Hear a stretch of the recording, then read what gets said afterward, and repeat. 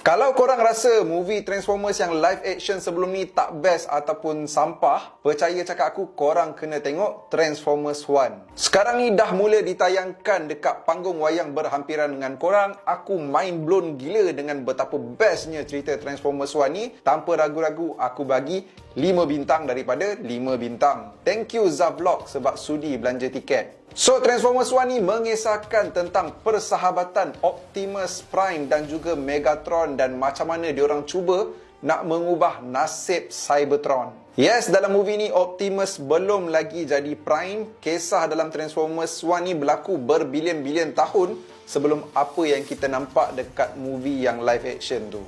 So, korang akan tahu nama asal Optimus Prime ni apa, nama asal Megatron, macam mana sweetnya diorang punya brotherhood dan macam mana diorang boleh bermusuh.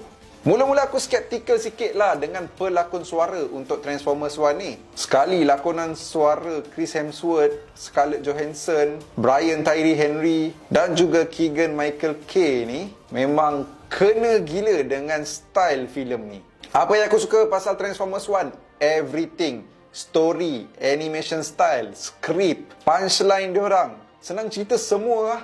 Aku boleh katakan movie ni macam almost perfect. Lengkap, perfect. Dia punya shock tu, dia punya best tu rasa macam aku tengok cerita Spider-Verse. Apa yang aku tak suka pula pasal movie Transformers 1 ni, kalau ikutkan tak ada.